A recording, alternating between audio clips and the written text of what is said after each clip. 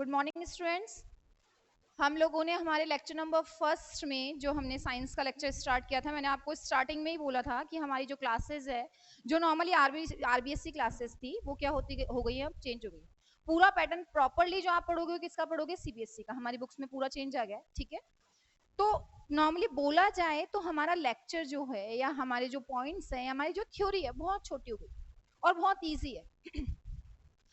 But ये है कि जो पॉइंट आपको पढ़ाया जा रहा है वो पॉइंट आपको प्रॉपरली लर्न हो जाना चाहिए, ठीक है। चैप्टर वाइज चैप्टर के मार्क नंबर कम हो गया है, चैप्टर नंबर कम हो गए हैं, थ्योरी कम हो गई है, बट कमांड होनी बहुत जरूरी है।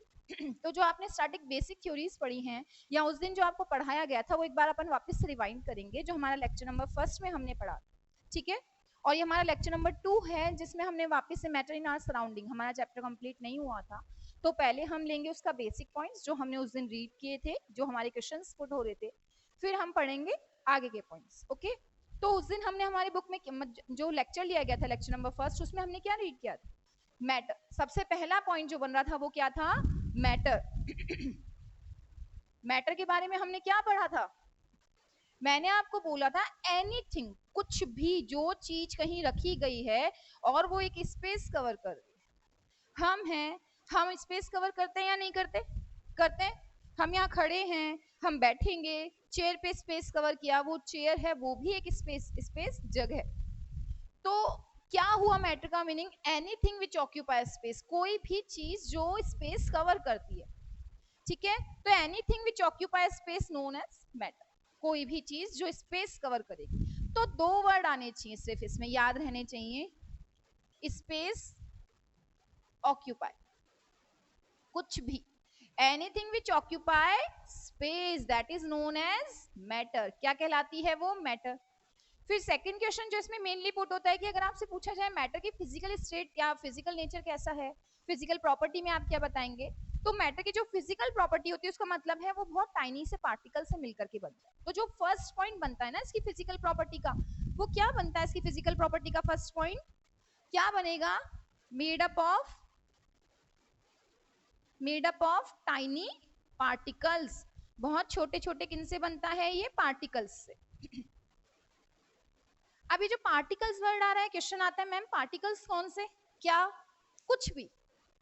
सबसे स्मॉलेस्ट पार्टिकल जैसे हम बोलते हैं एटम होता है, तो वो एटम भी हो सकता है मैटर को फॉर्म करने के लिए, मे बी वो मॉलिक्यूल हो, कोई भी ऐसा टाइनी पार्टिकल, छोटा सा पार्टिकल जो कंबाइन हो रहा है, एक ग्रुप में इकट्ठा हो रहा है। जैसे मैं कहूँ ये एक टाइनी पार्टिकल है, ये टाइनी पार्टिकल ग्रुप में क्या होते जा रहे हैं, इकट्ठे होते जा रहे हैं, तो ये एक फॉर्म बना देते हैं। और वो जो इन टाइनी पार्टिकल से फॉर्म बनती है उसे हम क्या कहते हैं, मैटर कहते हैं। तो जो फर्स्ट फिजिकल प्रॉपर्टी होती है, फिजिकल नेचर होता है, that is made up of particles. फिर इसके बाद में है सेकेंड फिजिकल प्रॉपर्टी क्या है, मेड अप ऑफ, जैसे मैंने यहाँ वर्ड लिया टाइनी पार्टिकल्स, तो सेकंड फिजिकल प्रॉपर्टी भी यही है, फिजिकल नेचर यही है कि पहले तो ये पार्टिकल से बनता है, सेकंड पॉइंट वो पार्टिकल्स बहुत टाइनी होते हैं, बहुत छोटे होते हैं, made up of particles and the particles present in matter are very tiny or small, बहुत छोटे छोटे होते हैं वो पार्टिकल्स जो किसको बना रहे हैं, मैटर को, ठीक है। फिर इसमें मेन मैंने आपको क्वेश्चन दिया था कि जो मैटर को बना रहे हैं उन पार्टिकल्स की या मैटर की खुद की क्या प्रॉपर्टीज होनी चाहिए। मैंने आपको बोला था क्वेश्चन कैसे भी आ जाएगा, क्वेश्चन ऐसे भी आ सकता है कि मैटर की प्रॉपर्टीज बताइए, या क्वेश्चन ये भी आ सकता है कि मैटर में प्रेजेंट पार्टिकल्स की प्रॉपर्टी बताइए।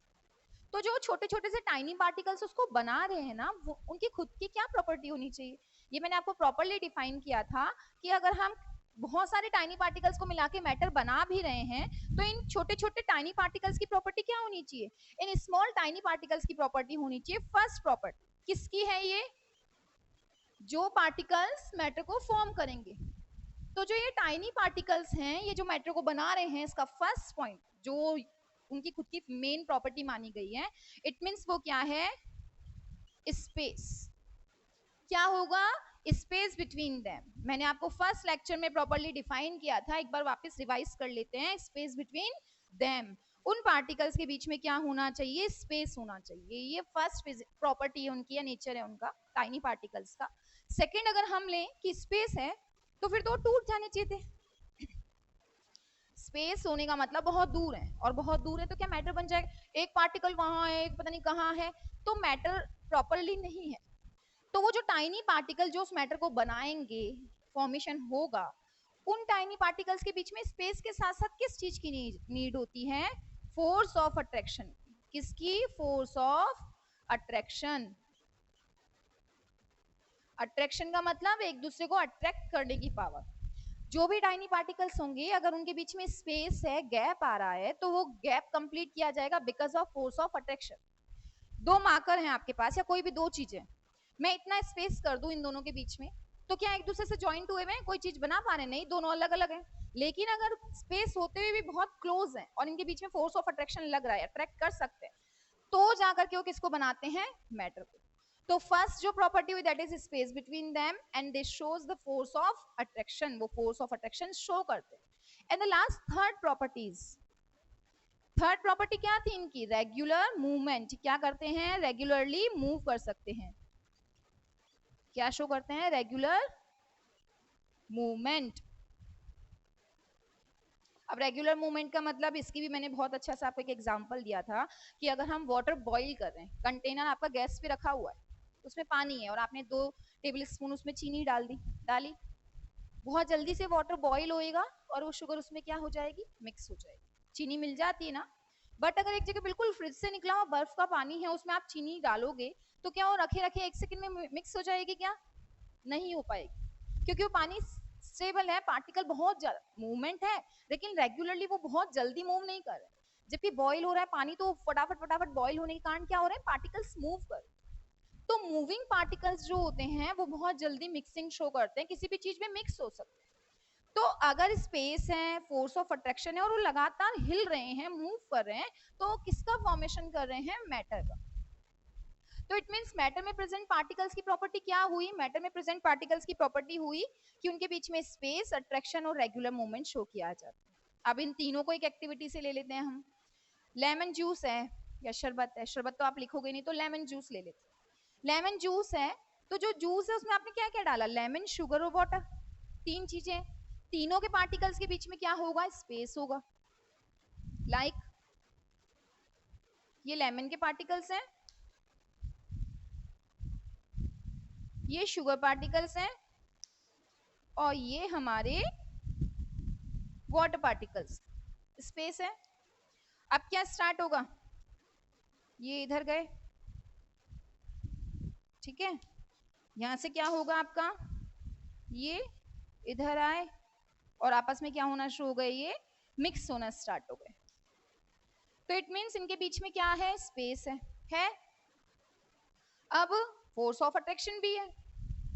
तीनों ही चीजें, शुगर, लेमन जूस या लेमन जो आपका उसमें से रस निकलता है वो, और जो आपने वाटर लिया है, तीनों फोर्स ऑफ अट्रैक्शन भी शो करेंगे। भाई अगर उनके बीच में स्पेस है तो फोर्स ऑफ अट्रैक्शन भी तो दिखाएंगे। तो फोर्स ऑफ अट्रैक्शन के कारण भी प्रॉपर्ली क्या हो रहे हैं? वो मिक्स हो रहे हैं, ठीक है। And the last one is regularly move कर रहे हैं। स्टायर करोगे, रखे रखे तो लेमन जूस नहीं बन जाएगा, आप उसे चम्मच से हिलाते भी हो।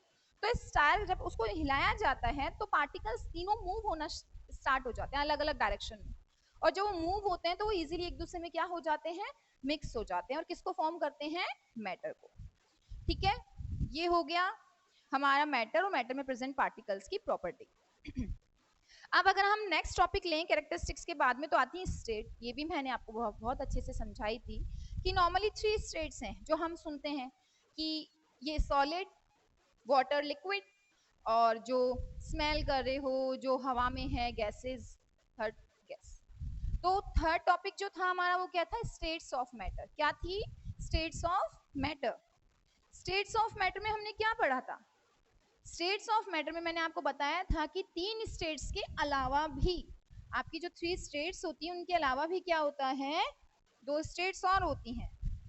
तो फर्स्ट इज सॉलिड स्टेट। क्या पढ़ रहे हैं हम? States, solid, liquid, gas, plasma, BEC, Bose Einstein condensate.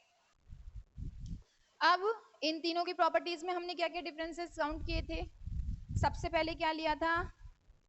Rigidity, toughness, ये बहुत ज्यादा होता है ये बहुत कम होता है और ये नहीं होती। टफ नहीं होती ना, गैस थोड़ी ना आके हमारे मुंह पे लगती है, नहीं ना। Rigidity first. अब आता है सेकंड हमारा कंप्रेसिबिलिटी। आप किसको कंप्रेस कर सकते हैं, दैट इज कंप्रेसिबिलिटी। कंप्रेसिबिलिटी क्या है, सबसे ज्यादा कंप्रेस किसको कर सकते हैं हम, सॉलिड को कंप्रेस नहीं कर पा रहे हैं, हम लिक्विड को लिटिल बिट कंप्रेस कर सकते हैं और गैस सबसे ज्यादा कंप्रेस होती है, तो मोर परसेंटेज पे गैस होगी।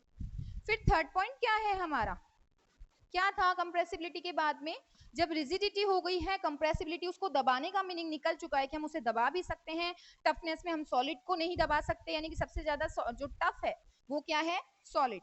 थर्ड पॉइंट अगर हम लेंगे इनका, तो आप किसको कंडेंस कर सकते हो, कंडेंसेशन किसका हो सकता है बताइए, ये हमने पढ़ा था कि हम कंडेंस कर सकते हैं, तो कंडेंसेशन किसका होगा, गैस को कंडेंस करके आप लिक्विड में चेंज कर सकते हैं। आप फ्रीजर खोलते हैं, जब हम फ्रीजर को खोलते हैं या फ्रिज को खोलते हैं तो क्या होता है, धुआं निकलती है उसमें से बहुत सारी, तो धुआं तो क्या है, गैस। लेकिन फ्रीजर के अंदर जब आप आइस क्यूब्स निकालते हो तो किस फॉर्म में है, सॉलिड फॉर्म में, वो गैस उस वाटर को किस में चेंज कर देती है, सॉलिड में, ठीक है। तो कंडेंसेशन सबसे ज्यादा किसका होता है, हम सॉलिड को कंडेंस नहीं कर सकते हैं, ठीक है। लिक्विड लिटिल बिट कंडेंस होता है और उसके बाद में गैस जो है मोर परसेंटेज पे क्या की जा सकती है, कंडेंस की जा सकती है, ओके। इसके बाद में इन 3 पॉइंट्स के बाद में जो हमारा पॉइंट है वो क्या रहेगा, वॉल्यूम का, क्या रहेगा, वॉल्यूम। किसकी वॉल्यूम सही होती है, बिल्कुल फिक्स होती है।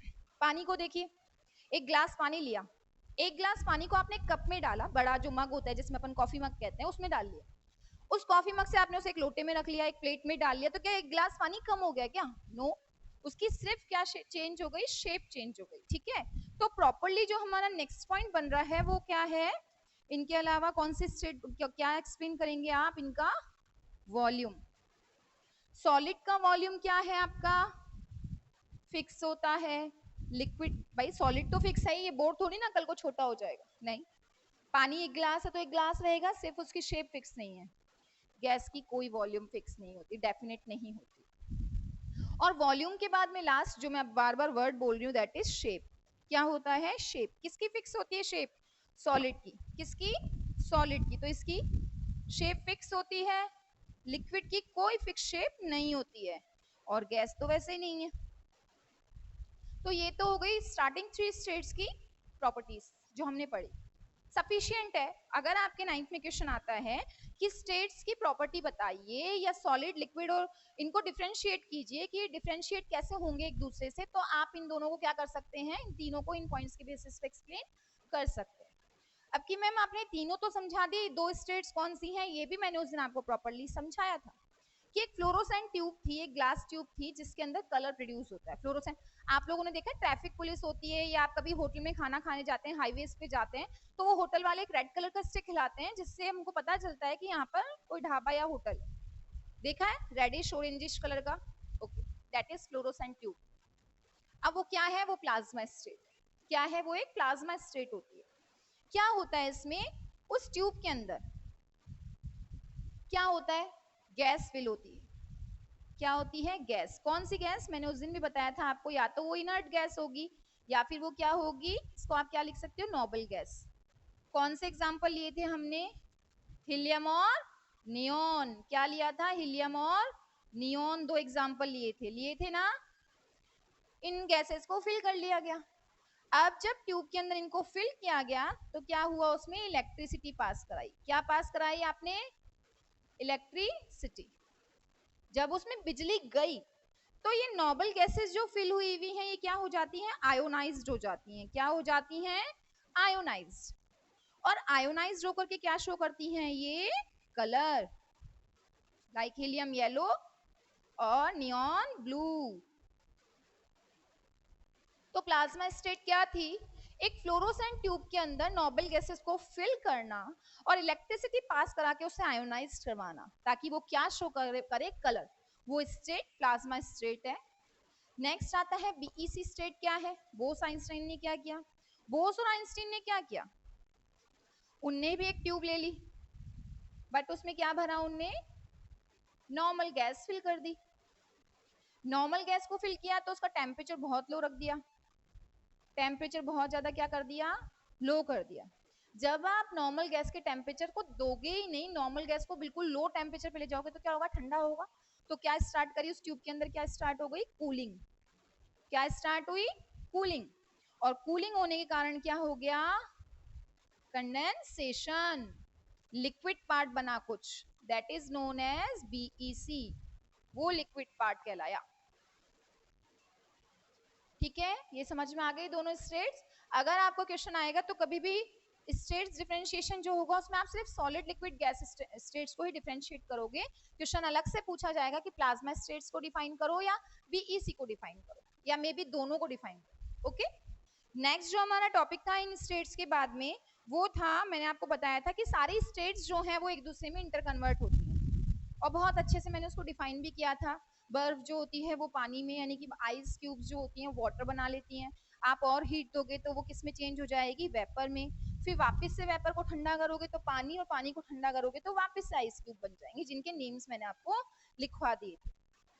ठीक है, अब आज हम स्टार्ट करेंगे, हमारा जो नया टॉपिक है वो क्या है।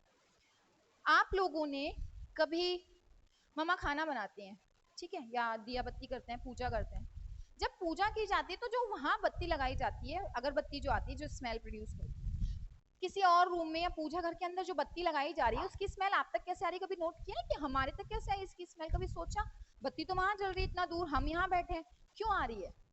तो यहाँ पे आपके दो डेफिनेशंस हैं चैप्टर में, that is diffusion and osmosis. ठीक है, तो इन दो पॉइंट्स के क्वेश्चन क्या बन सकते हैं, जैसे हम सबसे पहले ले लें osmosis, and the second one is diffusion. क्या होगा, डिफ्यूजन। अब इनका एक एक एग्जाम्पल ले लेते हैं अपन। इनका एक एग्जाम्पल क्या है, देखिए इनमें डिफरेंशिएशन आएगा सबसे पहले तो आपको एग्जाम्पल से ही समझ में आ जाएगा। आप लोगों के पास में है ऑस्मोसिस टॉपिक, एक काम करा होगा या मम्मा करती होंगी, बादाम होते हैं जो वो भिगोते हैं, अपन रात को भिगो देते हैं, सुबह हम उन्हें खाते हैं तो सॉफ्ट हो जाते हैं कि हार्ड रहते हैं। या किशमिश, जब हम किशमिश को पानी में डाल देते हैं तो किशमिश क्या हो जाती है, थोड़ी सी फूल जाती है, फूलती है ना, तो वो ऑस्मोसिस का एग्जाम्पल है। किसका एग्जाम्पल बेटा, वो ऑस्मोसिस का। तो क्या हुआ ऑस्मोसिस, जब हम एक कंटेनर के अंदर वाटर फिल करके क्या करें, किशमिश को रख दें, वाटर, और आपने ले ली रेजिन, किशमिश, क्या लिया आपने, किशमिश, ये रख ली और उसमें पानी भर दिया। थोड़े टाइम बाद आप देखेंगे कंटेनर में रखा हुआ जो किशमिश है वो थोड़ा सा अंगूर के जैसा हो गया, स्वेल अप हो गया। क्यों हुआ ऐसा, कुछ सोचा कभी, क्योंकि किशमिश के अंदर पानी नहीं था। नहीं था ना, किशमिश में कोई पानी होता है कि बहुत सूखी सी होती है, लेकिन जब आपने उसने पानी में रखा तो बाहर तो पानी ज्यादा था, अंदर पानी कम था, तो क्या हुआ, पानी एंटर हो गया किशमिश के अंदर। लाइक हम लोगों के पास आसपास कोई ऐसे लोग रह रहे हैं जो बहुत पैसे वाले हैं और हम थोड़े उनसे कम हैं, तो हमारे मन में ऐसे रहता है कि यार इसके जितना पैसा हम भी कमाएं, और हम मेहनत करते हैं, सेम पैसा है कि किशमिश के अंदर पानी नहीं है और बहुत बहुत सारा पानी है, तो पानी उसके मेम्ब्रेन को क्रॉस करके, यानी उसकी बाहर की लेयर को क्रॉस करके अंदर एंटर हो जाता है, that is known as osmosis. तो ऑस्मोसिस का डेफिनेशन क्या बनेगा, ऑस्मोसिस का डेफिनेशन तीन चार वर्ड्स में आप समझ सकते हो, कहां से, हायर कंसंट्रेशन से, कहां से, हायर कंसंट्रेशन से, कहां मूव होना, लोअर कंसंट्रेशन की ओर। अगर कंसंट्रेशन जो है वाटर की या किसी भी लिक्विड पार्ट की वो कहीं ज्यादा है और कहीं कम है, तो जहां ज्यादा है वहां से कहां आ जाएगी, कम वाले, लेकिन एक मेम्ब्रेन को क्रॉस करके। तो जब बीच में क्या प्रेजेंट हो, semi permeable membrane, semi permeable, जो परमिशन देगी पार्टिकल्स को आने की, सेमी परमिएबल मेम्ब्रेन। ऑस्मोसिस का मतलब होगा higher concentration to lower concentration with the crossing of semi permeable membrane. किसका आना, बोलो मैम, किस, कौन आ रहा है, ऐसे ऐसे लिक्विड पार्ट आ रहा है, कौन आ रहा है, लिक्विड। लिक्विड को आप इस जगह पे सॉल्वेंट भी लिख सकते हैं। तो जो ट्रांसफॉर्मेशन ऑफ सॉल्वेंट पार्टिकल्स और द लिक्विड पार्टिकल्स, वापस रिपीट कर रही हूँ, आप डेफिनेशन कॉपी में नोट कीजिएगा। the transformation of solvent particles or the liquid particles from higher concentration to the lower concentration with the crossing of semi permeable membrane process known as osmosis. ये process क्या कहलाता है? Osmosis कहलाता है. ठीक है. अब क्या होगा? ऑस्मोसिस के बाद में क्या पॉइंट बनेगा? ऑस्मोसिस के बाद में पॉइंट बनेगा हमारा डिफ्यूजन का, कि मैम डिफ्यूजन क्या रहा, डिफ्यूजन में क्या हुआ? डिफ्यूजन जो है, डिफ्यूजन का मतलब सिंपल सा जो मैंने अभी आपको बताया, आप लोग परफ्यूम लगाते होंगे सब, मम्मी पापा या कोई भी परफ्यूम लगाते हैं. परफ्यूम लगाने के बाद में क्या होता है? मम्मा तो कहीं और परफ्यूम लगा रही है, स्मेल हमको हमारे रूम तक आ जाती है, मम्मा पास से निकलती है तब हमें स्मेल आती है ना. वो क्यों आ रही है? डिफ्यूजन का मतलब है किसी भी कोई भी पार्टिकल्स जो हैं, चाहे वो लिक्विड के हों, सॉलिड के हों, गैस के हों, किसी के भी, एस, एल और जी, तीनों में से कोई से भी हो, ये पार्टिकल्स भी अपनी कहाँ से, हायर कंसंट्रेशन से कहाँ जाएंगे? लोअर पे.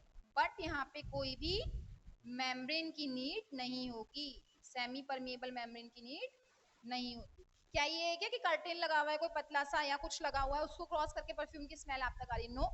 तो कहीं भी खाना बन रहा हो, कोई परफ्यूम लगा रहा है, किसी ने अगरबत्ती जलाई है, कुछ भी जल रहा है, तो स्मेल हम तक क्यों आ रही है? बिकॉज वो जहाँ जल रहा है ना, वहां तो उसकी कैसी कंसंट्रेशन है? ज्यादा है, हायर है. आप जहाँ बैठे हुआ है ही नहीं, तो वो अपनी हायर कंसंट्रेशन से वहां पर आ जाएगा. ठीक है. That is known as diffusion process. समझ में आया? प्रॉपर्ली समझ में आया? तो ऑस्मोसिस और डिफ्यूजन में क्या डिफरेंशिएशन हुआ, क्या चेंज रहा? ऑस्मोसिस का मतलब था सिर्फ लिक्विड या सॉल्वेंट पार्टिकल्स का हायर टू लोअर कंसंट्रेशन जाना with the help of semi permeable membrane. और डिफ्यूजन में क्या चेंज आया? any solid liquid or gaseous particles move from higher to lower concentration without any semi permeable membrane known as diffusion. Okay, यहाँ तक आ गया समझ में? ठीक है. तो इसका एग्जाम्पल तो हो गया परफ्यूम, इसका एग्जाम्पल तो क्या हो गया? परफ्यूम. और उसका एग्जाम्पल क्या हो गया? रेजिन, किशमिश इन वाटर. तो इंटर कन्वर्जन हो गया, प्लाज्मा बीईसी हो गई, डिफ्यूजन ऑस्मोसिस हो गया. अब हमारा जो नेक्स्ट टॉपिक है दैट इज कि हम किस तरीके से जो हमारे सिर्फ अब 2 टॉपिक और मेन बच रहे हैं इस टॉपिक चैप्टर के, दैट इज लेटेंट हीट और एक इवेपोरेशन. 2-3 टॉपिक हैं. तो अब अपन पढ़ते हैं लेटेंट हीट ऑफ फ्यूजन. ठीक है. Latent heat of fusion. अगर हम पूछें लेटेंट हीट क्या होता है, सिंपल 2 डेफिनेशंस आपको याद रखनी है लेटेंट हीट की. एक नीडेड हीट होती है, किसी चीज को भी अगर मुझे कुछ करना है तो वहां पे एक नीडेड पार्ट जो है, जैसे पानी के लिए कहा जाए कि पानी जो है वो 100 डिग्री पे बॉईल होना स्टार्ट हो जाता है. सुना है सबने कि 100 डिग्री दे दोगे ना तो पूरी तरीके से बॉईल होना स्टार्ट हो जाता है, मे बी वो वेपर में चेंज हो जाएगा ना 100 डिग्री पे. तो लेटेंट हीट का मतलब क्या होगा? लेटेंट हीट एक नीडेड हीट होती है. तो लेटेंट हीट का मतलब जो सिंपली वर्ड में आपको याद रखना है, लेटेंट हीट, इसको हम कह सकते हैं नीडेड, जो है जो जरूरत होती है. अब लेटेंट हीट के 2 पार्ट हैं आपकी बुक में. एक तो लेटेंट हीट ऑफ फ्यूजन और एक latent heat of vaporisation. Latent heat of fusion and vaporisation. Ma'am ये क्या होता है? ये नया वर्ड क्या आया? लेटेंट हीट ऑफ फ्यूजन का मतलब क्या है? फ्यूज होना, पिघल जाना. क्या होना? पिघल जाना. और वेपर का मतलब उड़ जाना. तो अब आपके पास में एक आइस क्यूब है, आप इसको क्या दे रहे हैं? हीट दे रहे हैं. क्या दे रहे हैं इसको? हीट. जो ट्रायंगल बनाया जाएगा कभी भी, इसका मतलब क्या होगा? हीट होगा. जो भी चीजें आपको इसमें बताई जा रही हैं, कभी भी बीच में जैसे मैं कोई पॉइंट बोल देती हूँ लाइक दिस की हीट को ट्रायंगल से शो करें, तो आप अपने नोट्स बनाने के साथ ही जहां आप इनको नोट करेंगे ना, उनके साथ ही आप लोग क्या करिए, वहां पर एक छोटा सा स्टार बना करके इस पॉइंट को एज इट इज नोट कर लेना है कि हम वहां पर एक ट्रायंगल बनाएंगे. ठीक है. तो जैसे हमने एक आइस क्यूब लिया, तो जो आइस है इसको क्या देने पर? हीट देने पर वो किस में चेंज हो जाएगा? लिक्विड पार्ट में. किस में चेंज हो जाएगा? लिक्विड में. तो हम जो पढ़ रहे हैं वो है latent heat of fusion and latent heat of vaporisation. Latent heat का मतलब सिंपल सा मीनिंग है, आपको जो दिमाग में बिठा लेना है, दैट इज नीडेड हीट. जो जरूरत वाली हीट है वो क्या है? तो अब जरूरत दो जगह पड़ती केमिस्ट्री में हीट देने की, एक तो हमको किसी चीज को फ्यूज करवाना है यानी मेल्ट कराना है। फ्यूजन का मतलब भी दिमाग में रखिए, that is the melting point, melting part, ठीक है। एंड वेपराइजेशन का मतलब हमको क्या करवाना है, उसको बॉइलिंग, उबालना है, तभी तो वेपर बनेगी। तो latent heat of fusion means क्या हुआ, नीडेड हीट टू फ्यूज और melt 1 kilogram of solid into liquid part. कितने को, आपके पास में 1 केजी कोई भी सॉलिड पार्ट है, इसको आपने क्या प्रोवाइड कराई, हीट प्रोवाइड कराई, और वो क्या हो गया, मेल्ट हो गया। किसमें मेल्ट होएगा बेटा, वो लिक्विड में। किसमें, लिक्विड में। तो 1 केजी ऑफ सॉलिड पार्ट को हीट दे करके उसे 1 लीटर लिक्विड में चेंज कर देना। 1 लीटर नहीं लिखोगे, सिर्फ इतना लिख दोगे कि उसे लिक्विड में चेंज कर देना। तो वो चीज क्या कहलाती है, वो चीज कहलाती है fusion.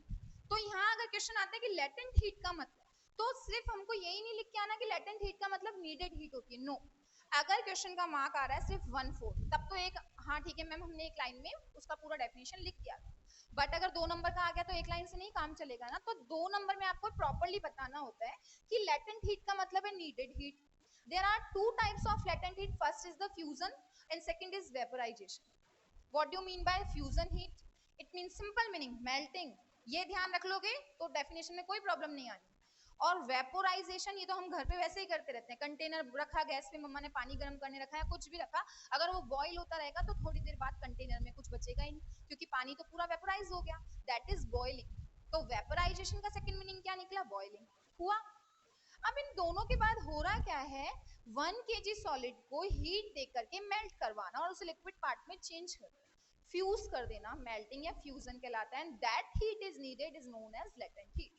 And the heat is needed in vaporization or boiling for what, for 1 liter liquid, 1 liter liquid to gas।